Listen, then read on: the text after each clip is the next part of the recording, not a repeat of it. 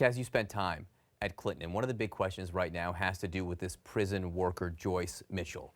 How much contact, we're not talking about guards here, we're talking about people who work at the prison, tradespeople or tailors in this case. How much contact do they actually have with prisoners? Well, it just so happens that I worked in the tailor shop as well when I was in Clinton. And I may have worked with her. She looks very familiar. I'm not sure if she's the same person I work with, so I can't say for sure. But basically, the person would be the person you go to for certain instruments or for any particular work issue you have. You would go to the civilian that runs the tailor shop. So you have pretty good contact with them. Anyone monitoring that contact? Would you be alone? There would be with a that correctional person? officer there. Always? Yeah, but not, I mean, from my experience, not overly observant. I mean, just casually observant. So it wouldn't be impossible to have a private conversation? Not at all. I've spoken to a civilian many times where, you know, out of earshot of the officers.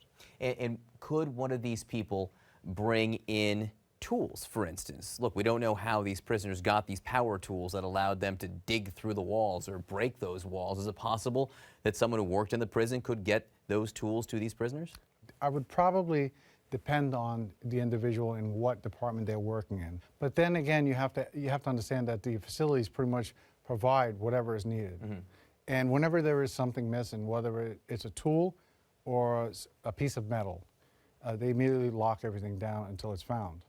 And they do an investigation. If they know it's missing. If they know it's missing, that's the whole thing. So when I heard that the two individuals had tools and all the tools were accounted for, I immediately said to myself, somebody gave it to them. That's the only way. I would have to say that has to be the only way. All right, these two inmates were in the honor block.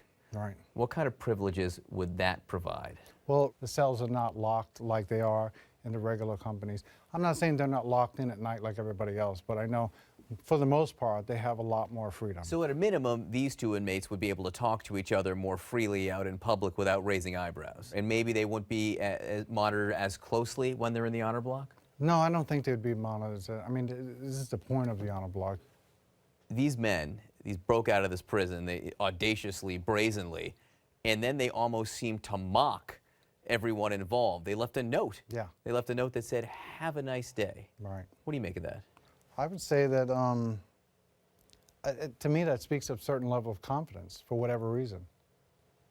It could have been that, you know, whatever plan they had was well worked out. You know, it could have been because they had not just a plan to get out, but a plan to stay out or something on the outside to help them.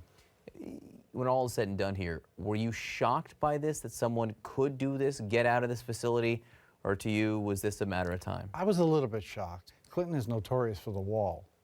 It's a very large wall, and it's something that it's overwhelming. You know, it's a very big wall in terms of length and height, and it just seems like the appearance itself, any maximum security appearance when you're in there, it seems like it's inescapable, but clearly it's not. No, unless you go under it, like they seem to do. Yeah. Well, Kaz Torres, thanks for being with us. Absolutely. Thank you for having me.